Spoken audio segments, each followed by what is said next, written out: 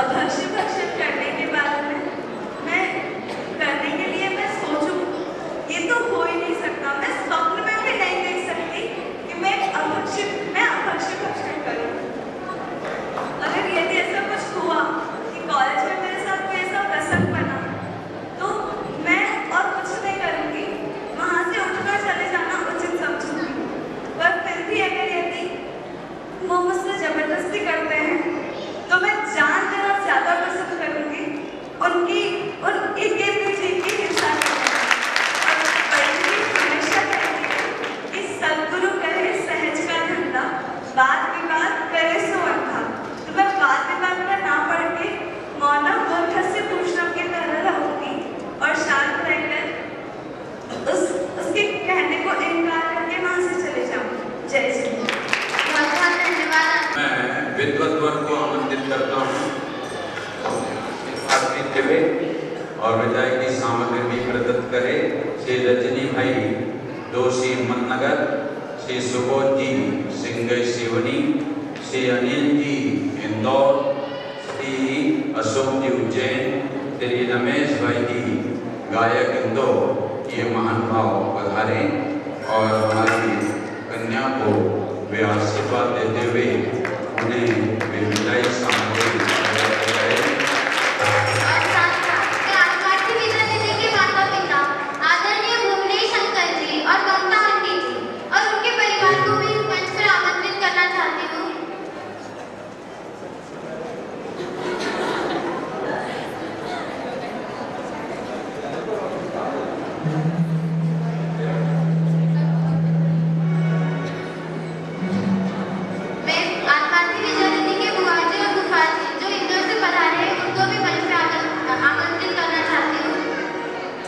तुम ही शुद्ध है, तू ही बुद्ध है, तू ही गुण अनंत की खान है।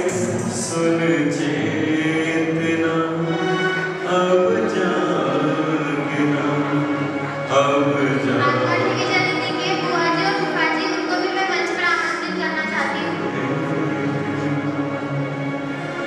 तुम ही शुद्ध है, तुम ही बुद्ध है, तू ही गुण अनंत की खान।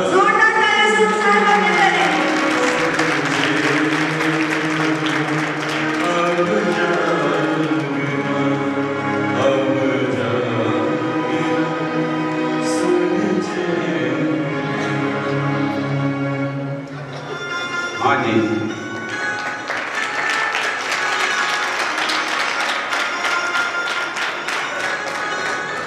इस अवसर पर सिवनी से पधारे सुबोध जी अपना उद्गार व्यक्त करेंगे। सुबोध जी सिवनी।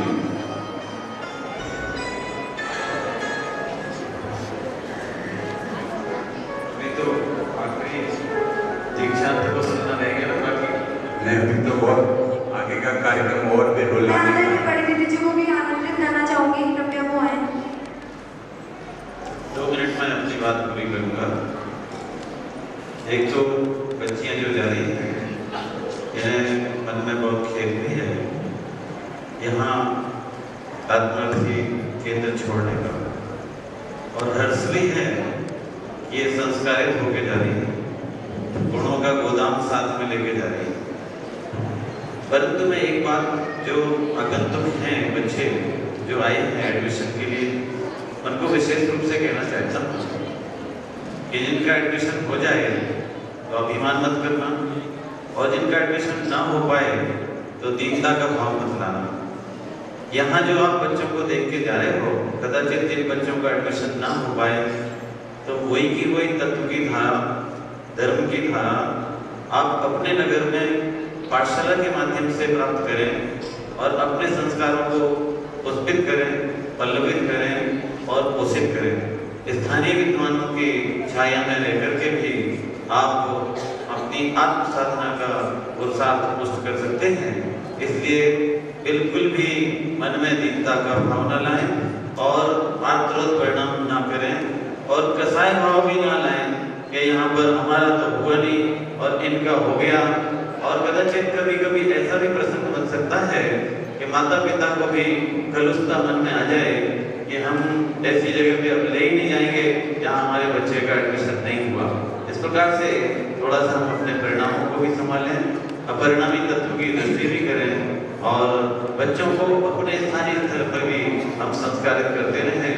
तो जो हम आकांक्षाएं रखते हैं वो आकांक्षाएं कदाचित हमारी पूरी हो सकती हैं। साथ ही यहाँ पर जब जो कार्यक्रम होते हैं उन समस्त कार्यक्रमों में हम अपने बच्चों को लाते रहेंगे तो संस्कार उन्हें अवश्य मिलेंगे और अवश्य ही वो धर्म मार्ग में आगे बढ़ेंगे। ऐसी मेरी मंगल भावना है। बच्चों को बहुत बहुत आशीष और जो बच्चे आ रहे हैं उनका बहुत बहुत मंगल स्वागत और जो बच्चे अध्ययनरत हैं उनके लिए भी बहुत सारी शुभकामनाएं हैं कि वो तत्व को अंदर में भर्ती करते हैं और आत्मकरण के हिसाब स्त्रीलिंग का छेद करते हुए सिद्ध दशा की प्राप्ति करें। ऐसे उदयपुर में भी एक बालिका विद्यालय खुला है, वह भी मोक्षों का है, वह भी अपना ही है। वहाँ भी हम और आप सब जाकर बालिकाओं को प्रवेश दे सकते हैं। आइए। बहुत बहुत धन्यवाद आदरणीय पंडित जी का। अभी खाली 10 मिनट बहुत ही अंतिम चरण का दृश्य बहुत मार्मिक है, श्रवण करने योग्य है, अवलोकन करने योग्य है। आइए।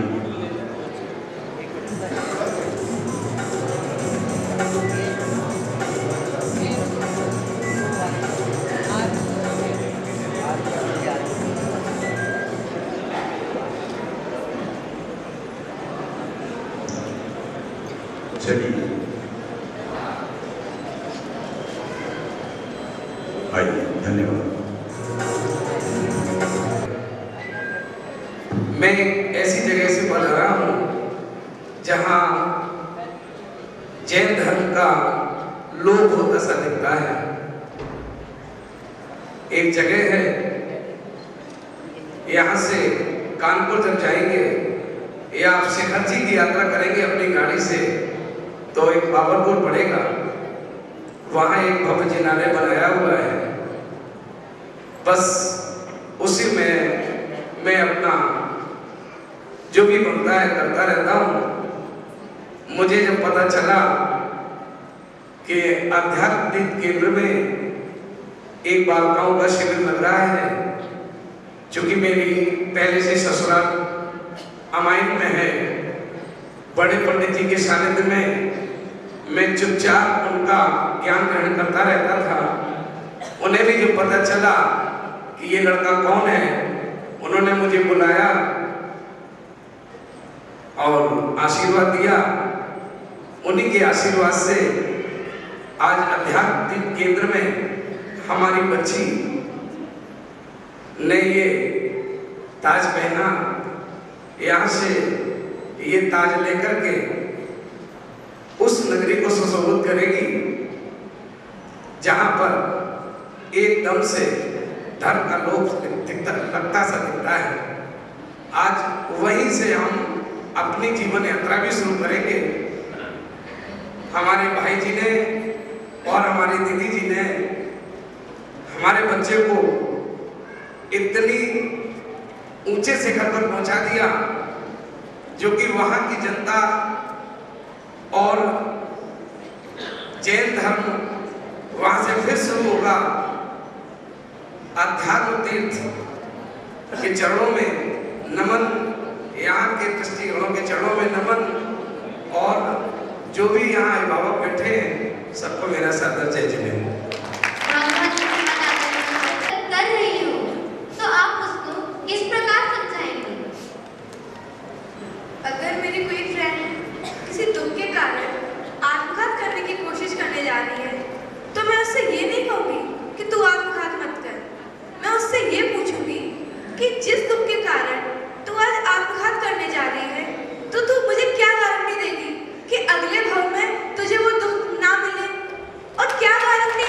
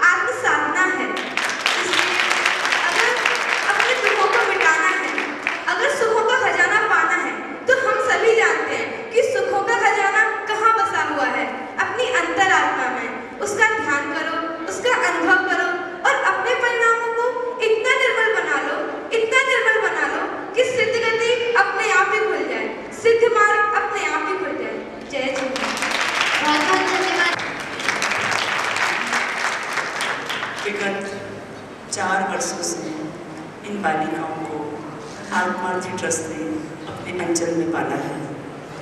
अब उनकी विदाई का वक्त आ गया है। हमारे उधर एक विदाई का गीत गाया जाता है, बाबुल की दुआएं लेती जा तुझको सुखी संसार मिले। लेकिन अध्यात्म के परिप्रेक्ष्य में संसार में सुख है कहाँ जो मिलेगा। आत्मार्थी ट्रस्ट यही दुआएं देगा कि आत्मार्थी ट्रस्ट की दुआएं लेती जा तुझे अपना सुख स्वभावी आत्मा मिले, तुझे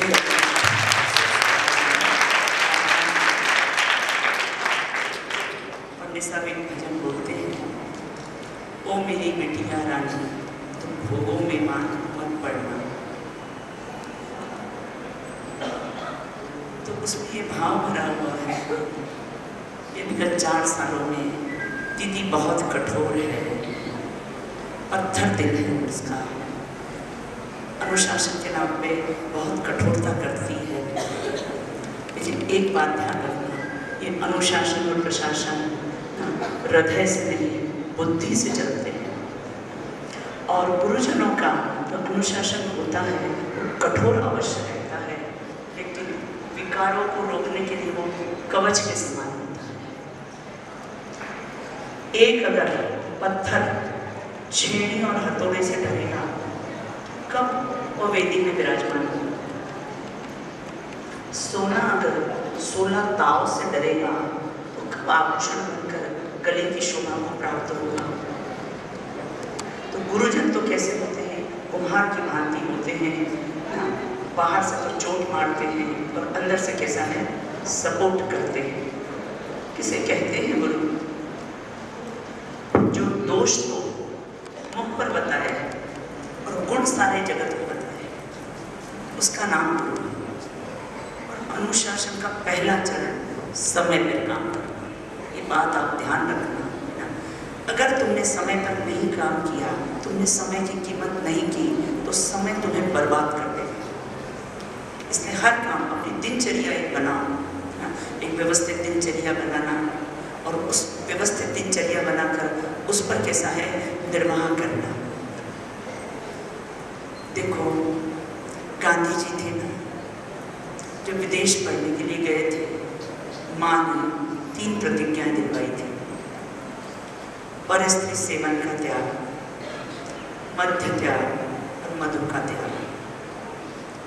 उसी प्रकार से आप लोग भी यहाँ से विदा ले रहे हो, तो सबसे पहले तो अपने शील की रक्षा करना, उसके बाद प्रतिदिन स्वाध्याय करना, और पाप पुण्य का उदय आए उसमें कैसा है समता भाव रखना। मुझे विश्वास ही नहीं, पूर्ण विश्वास है कि मेरी आत्मार्थी जिस प्रकार झांसी की रानी कर्मों से लड़ी थी, उसी प्रकार से आप झांसी की रानी अंग्रेजों से लड़ी थी, उसी प्रकार ये बालिकाएं कर्मों से लड़ेगी। समता भाव रखेगी। देखो बेटा, जो सिपाही होते हैं, जो सोल्जर्स होते हैं ना, सारी ट्रेनिंग लेते हैं, लेकिन उनकी असली परीक्षा कब होती है? असली परीक्षा उनकी जब होती है कि जब वे फ्रंट में जाते हैं, फ्रंट में जाते हैं तभी उनकी असली परीक्षा होती है। तो यहाँ तो आप कैसे 4 साल में किले में सुरक्षित थे, तुम्हें कोई डर नहीं था। अब तुम्हारी भी परीक्षा की घड़ी आ रही है, अब तुम्हें कोई रोकने टोकने वाला नहीं मिलने वाला है। कॉलेज में तुम्हें कोई रोकने टोकने वाला नहीं मिलेगा, कोई कहने वाला नहीं मिलेगा। ये आपकी स्वयं की जिम्मेदारी है कि अपने आप को कैसे सुरक्षित रखें। तो इस प्रकार अंत में मैं ये कहूँगी कैसे है, देखो मेरे स्वयं के द्वारा अथवा तो आत्मार्थी ट्रस्ट के द्वारा, ट्रस्टियों के द्वारा कुछ भी आपको असुविधाएं हुई हो, आपका मन क्षोभित हुआ हो, तो मैं स्वयं भी और आत्मार्थी ट्रस्ट भी आपसे कैसा है क्षमा याचना करता है। आप किसी भी प्रकार का कोई भी द्वेष मन में रखकर नहीं जाना, ये सोचना कि हमें जो कुछ भी यहाँ कहा जाता है एकमात्र हमारे हित के लिए ही कहा जाता है। अगर तुम्हें ऐसी भावना होगी तो आप लोग कैसे होंगे और आपको यहाँ का कैसे है सम्मान बना रहेगा। और एक एक आत्मार्थियाँ 100 बच्चों को पढ़ाएगी। ये इसको फॉरवर्ड करना, इतना सुंदर तत्व मिला है, इसको कैसा है फॉरवर्ड करना। तो इस प्रकार की कैसे है मेरी उम्मीद और आशा है। आप लोग सब लोग हाथ जोड़ लीजिए, मैं यहाँ से बोलूँगी और आप उसको कैसे है दोहराएंगे। मैं सच्चे देवसास गुरु की आज्ञा का जीवन पर्यंत पालन करूँगी। मैं ग्रहित मिथ्यात्व का कृत कार्य अनुमोदन से त्याग करती हूँ। मैं पांचों पापों का बोलिए, मैं पांचों पापों का एवं सप्त व्यसनों का कृत कारित अनुमोदना से त्याग करती हूँ। मैं विधर्मी से विवाह नहीं करूँगी। इस युग के सृष्टा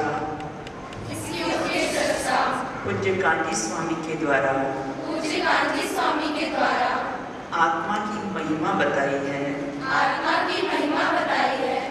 मैं उस आत्मानुभूति के लिए पुरुषार्थ करूँगी।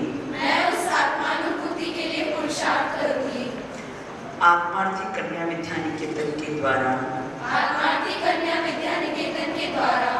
धर्म प्रभावना के कार्यों में सेवा देने को मैं सदैव तत्पर रहूंगी। मैं ऐसा कोई भी कार्य नहीं करूंगी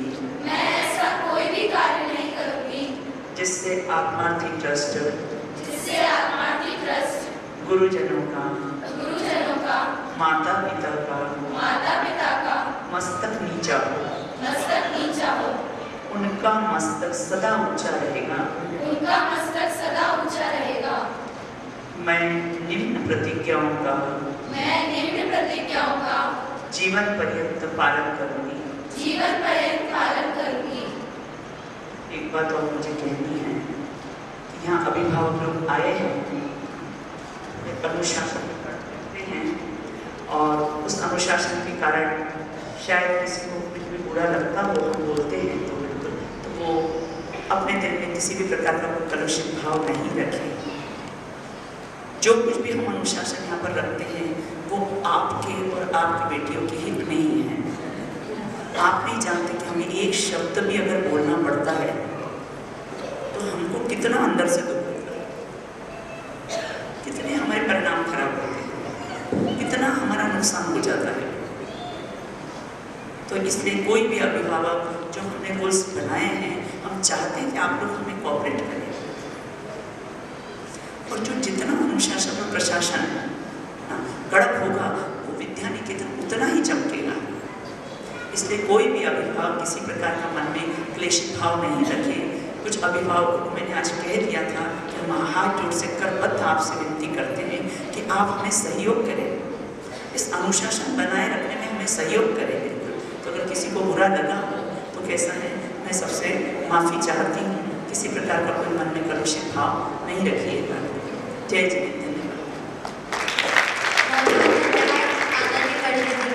क्या आत्मार्थी ट्रस्ट सन 2008 से आत्मार्थी कन्या विद्या निकेतन चालू हो चुका है और इस आत्मार्थी कन्या विद्या निकेतन की शुरुआत करते समय ट्रस्टीज को, बड़ी दीदी को ये सुनना पड़ा था कि आप ये कांटों का ताज क्यों पहन रही है, पर आज हम सभी आत्मार्थी कन्याएं ये प्रतिज्ञा लेती हैं कि इस कांटों के ताज को हम फूलों का ताज साबित करके ही दम लेंगे। जिन ट्रस्टीज ने हमारे ऊपर इतना उपकार किया है उन्हें हम कन्याएं भेंट स्वरूप में 4 लाइनें आपके लिए समय अभाव के कारण बस 4 लाइनें प्रस्तुत करना चाहते हैं। सबसे पहले मैं 4 लाइनें यहाँ से बोलूँगी, आपको बताना है कि वो 4 लाइनें किसके लिए हैं। रखवाते हैं जो हर मंदिर की नींव, रखवाते हैं जो हर मंदिर की नींव, समझाते हैं कि हम सब हैं जीव, रखते हैं हम सबका ध्यान, ऐसे हैं वे प्रतिष्ठाचार्य महान आदरणीय भाई जी। मैं आत्मार्थी से निवेदन करती हूँ कि वे आदरणीय भाई जी को यह भेंट स्वरूप प्रदान करें। आदरणीय भाई जी ये हमारी छोटी सी भेंट स्वीकार करें। जोरदार तालियां।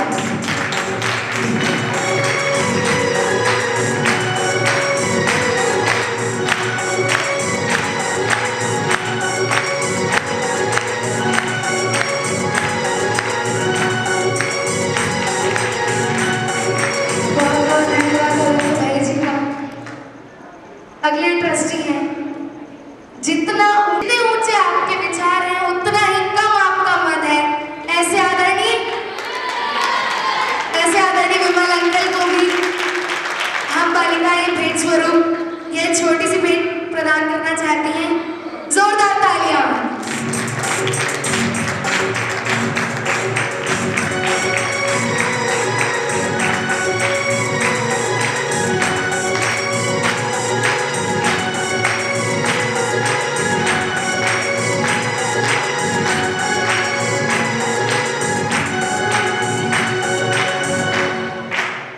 अगले ट्रस्टी हैं अंकल शांत छवियां की इस ट्रस्ट में समाई को साथ यक्ष बनकर गरिमा है बढ़ाई।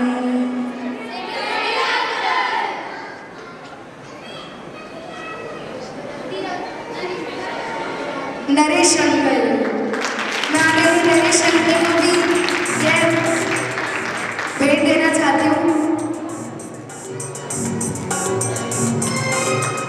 अभी गए हुए सुबह भेंट दे देंगे।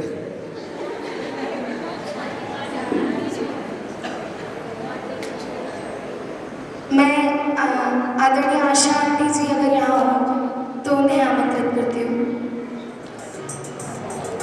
अगले ट्रस्टी हैं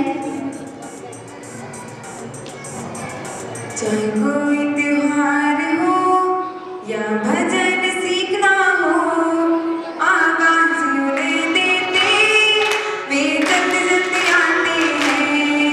चाहे कोई त्योहार हो या भजन सीखना हो, आवाज उन्हें देते वे जल्द जल्द आते हैं।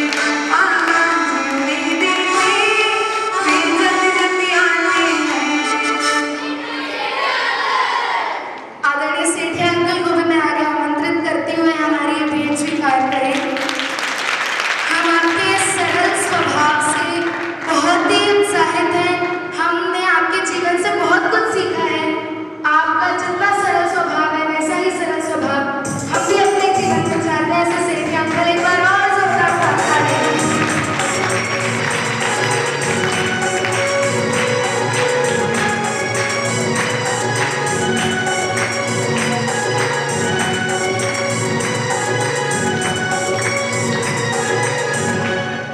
अगले ऐसी महान हस्ती जिनसे हम प्रभावित हैं, मैथ्स के जीनियस हैं, हर प्रॉब्लम के सॉल्यूशन हैं, जिनका आशीर्वाद हमेशा हमारे साथ है, दूर रहकर भी वे हमारे पास हैं। ऐसे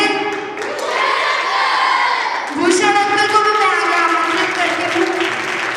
जब भी हमें मैथ्स में कोई भी प्रॉब्लम थी, चाहे वो इंटीग्रेशन हो चाहे वो ज्योमेट्रिक प्रोग्रेशन हो, अंकल ने हमें बहुत अच्छे से मैथ समझाई, साथ ही साथ आशीर्वाद देकर हमें हमेशा प्रोत्साहित किया